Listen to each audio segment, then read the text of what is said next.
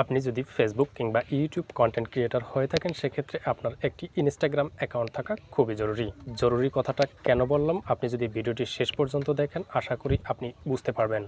তাছাড়া আপনার কাছে যদি অলরেডি একটি ইনস্টাগ্রাম অ্যাকাউন্ট ক্রিয়েট করা থাকে এবং আপনি আপনার ইনস্টাগ্রাম অ্যাকাউন্টে দীর্ঘদিন যাবত পোস্ট করছেন, পোস্টে ভালো রিচ পাচ্ছেন না এবং এঙ্গেজমেন্ট আসতেছে না, এমন সমস্যাটা যদি হয়ে থাকে সেক্ষেত্রেও আপনি এই ভিডিওটি কন্টিনিউ করুন, কারণ আজকের ভিডিওতে আমি আপনাদেরকে দেখিয়ে দিতে যাচ্ছি আপনি কিভাবে ইনস্টাগ্রাম অ্যাকাউন্টে প্রপার ওয়েতে পোস্ট করবেন। আপনি যদি সঠিকভাবে ইনস্টাগ্রামে পোস্ট করতে পারেন সেক্ষেত্রে কিন্তু আপনি আপনার ইউটিউব কন্টেন্ট এবং ফেসবুকের যে কোনো কন্টেন্টকে ইনস্টাগ্রাম অ্যাকাউন্টে পোস্টের মাধ্যমে আপনি প্রমোশন করিয়ে নিতে পারেন। তো এই কাজটি আপনি কিভাবে করবেন এই ভিডিওতে কিন্তু আমি সম্পূর্ণ দেখিয়ে দিতে যাচ্ছি। তাই সম্পূর্ণ প্রসেসটি দেখানোর জন্য চলে যাব মোবাইল স্ক্রিনে, সেখানে গিয়ে বিস্তারিত আলোচনা করব। ওকে, আমি চলে এসেছি আমার ইনস্টাগ্রাম অ্যাকাউন্টে। তো যাদের অলরেডি একটি ইনস্টাগ্রাম অ্যাকাউন্ট রয়েছে তারা হয়তো অলরেডি জানেন যে আপনার এখানে নিচে প্লাস আইকন রয়েছে, জাস্ট এখানে ক্লিক করে দিয়ে একটি পোস্ট করা যায়। কিন্তু অনেকেই আছেন জানেন না যে আপনার একটি পোস্ট করতে গেলে অনেকগুলো সেটিংস এনাবল করে রাখতে হয় এবং এই সেটিংসগুলো কোনটা কীভাবে কাজ করে আজকের ভিডিওতে কিন্তু আমি পরিপূর্ণ টিউটোরিয়াল দেওয়ার চেষ্টা করব। এই ভিডিওতে সবার কাছে একটা অনুরোধ রইল, ভিডিওটি স্কিপ না করে শেষ পর্যন্ত দেখবেন, আশা করি আপনারা অনেকটা উপকৃত হতে পারবেন আজকের এই ভিডিও থেকে।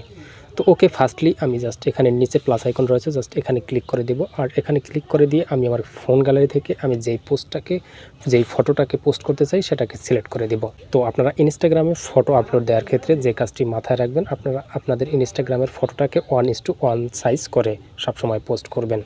এক্ষেত্রে আপনার এই ধরনের পোস্টটি কিন্তু ভাইরাল হওয়ার সম্ভাবনা থাকবে। তো গ্যালারি থেকে ফটোটি নেওয়ার পর আপনাদের সামনে ঠিক এরকম একটি অপশন চলে আসবে। এখান থেকে দুটি ট্যাব পেয়ে যাবেন, একটি হচ্ছে কাস্টমাইজেশন আর একটি হচ্ছে মিউজিক। তো আপনারা এখান থেকে আপনার এই ফটোটাকে কাস্টমাইজও করে নিতে পারেন অথবা এখান থেকে মিউজিক বসানোর জন্য এই মিউজিক অপশনটিতে ক্লিক করে দিয়ে আপনার পছন্দের যে কোনো মিউজিক কিন্তু আপনি অ্যাড করে নিতে পারবেন। তো যাই হোক, আমি এখান থেকে নেক্সট অপশনে ক্লিক করে দিচ্ছি। আমি কোনো মিউজিকও বসাতে চাচ্ছি না এবং আমার ফটোটাকেও কাস্টমাইজ করাতে চাচ্ছি না। তো আপনারা চাইলে কিন্তু এটি করতে পারেন। তো এবারে ঠিক আপনাদের সামনে এরকম অনেকগুলো অপশন চলে আসবে, এখান থেকে আপনাদেরকে কিন্তু অনেকগুলো কাজ করতে হবে।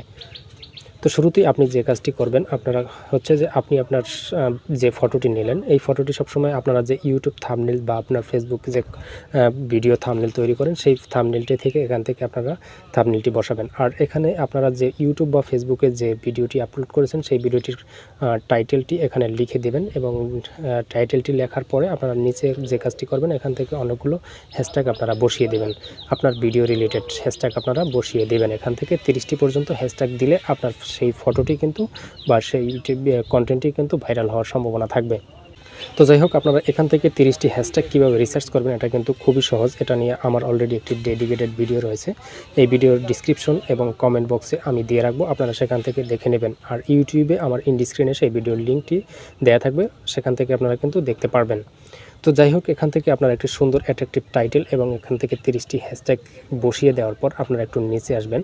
নিচে আসার পর এখান থেকে পেয়ে যাবেন ad paid partnership level, just এখান থেকে আপনারা ক্লিক করে দিতে পারেন। এখানে যে কাজটি হবে এখান থেকে আপনারা যে কোনো একটি পার্সনকে অ্যাড করে নিতে পারেন। সেটা হচ্ছে যদি আপনি কোনো পেইড প্রমোশন করতে চান, অর্থাৎ কোনো ব্র্যান্ডের কোনো প্রোডাক্ট যদি প্রমোশন করতে চান সেক্ষেত্রে কিন্তু সেই ব্র্যান্ডের আপনি এখান থেকে অ্যাড করেন, ব্র্যান্ডটাকে এখান থেকে অ্যাড করে নেবেন। তো অ্যাড করার জন্য জাস্ট এখান থেকে ক্লিক করে দিয়ে এখানে টিক মার্ক পেয়ে যাবেন, জাস্ট এখানে আপনি এখান থেকে তাকে অ্যাড করা হয়ে যাবে। তো এবারে নিচে লেখা রয়েছে অ্যাড রিমাইন্ডার নামের একটি অপশন, জাস্ট এটার তেমন একটি কাজ আপনাদের না জানলেও চলবে। নিচে লেখা রয়েছে অ্যাড মিউজিক, মিউজিকের কাজটি কিন্তু আমি ভিডিওর শুরুতে বলেছি যখন ফটোটি নিয়েছি। আপনি সেখান থেকে ফটোটি কোনো মিউজিক নিতে পারেন অথবা এখান থেকেও কিন্তু আপনি এখান থেকে ক্লিক করে দিয়ে অনেকগুলো মিউজিক পেয়ে যাবেন, জাস্ট এখান থেকেও মিউজিকগুলো আপনি কিন্তু চাইলে নিতে পারবেন। তো যাই হোক, এবারে নিচে লেখা রয়েছে বুস্ট পোস্ট। আপনি যদি এই পোস্টটাকে টাকার বিনিময়ে বুস্ট করতে চান সেক্ষেত্রে কিন্তু আপনাকে এটাকে এনাবল করে দিতে হবে। তো তারপরে নিচে লেখা থাকবে post to the other Instagram account. আপনার যদি অ্যানাদার কোনো ইনস্টাগ্রাম অ্যাকাউন্ট থেকে থাকে সেক্ষেত্রে আপনি একই সাথে দুটো ইনস্টাগ্রাম অ্যাকাউন্টে কিন্তু পোস্ট করতে পারেন। লাইক আপনার ফেসবুকে দেখে থাকবেন কোলাবোরেশন বা ক্রিয়েশন টিম নামের একটি অপশন থাকে, সেম সিস্টেম এখান থেকে আপনি এভাবে করতে পারবেন, এটা আপনাকে এনেবল করে রাখতে পারেন।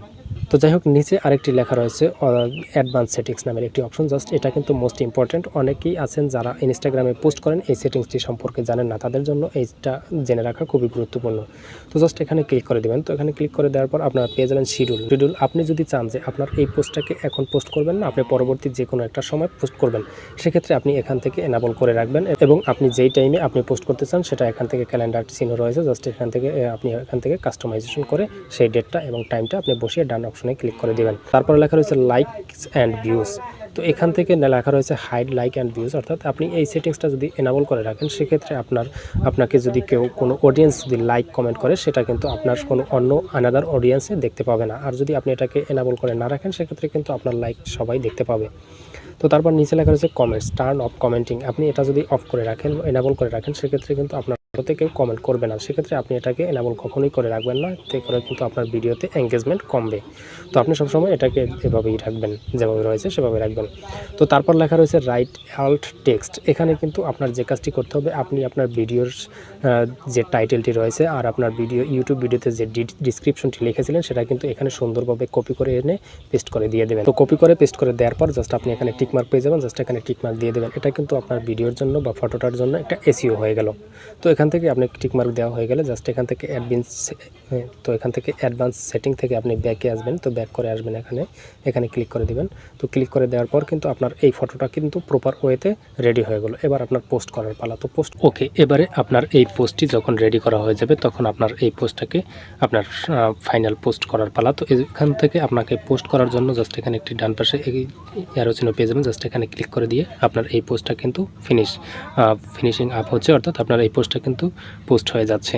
তো এভাবে যদি আপনি আপনার ইনস্টাগ্রামে একটি পোস্ট করতে পারেন সেক্ষেত্রে কিন্তু আপনার সেই পোস্টটা অনেক বেশি র্যাঙ্ক করবে এবং আপনি এখান থেকেও কিন্তু কিছু অডিয়েন্স আপনার ফেসবুক এবং ইউটিউবে পেতে পারেন, অর্থাৎ এখান থেকেও অডিয়েন্সরা আপনার ইউটিউবে এবং ফেসবুকে গিয়ে ভিডিও দেখবে। তো আজ এ পর্যন্তই, দেখা হবে পরবর্তী ভিডিওতে নতুন কোনো টপিক নিয়ে। সে পর্যন্ত সবাই ভালো থাকবেন, সুস্থ থাকবেন। আল্লাহ হাফেজ।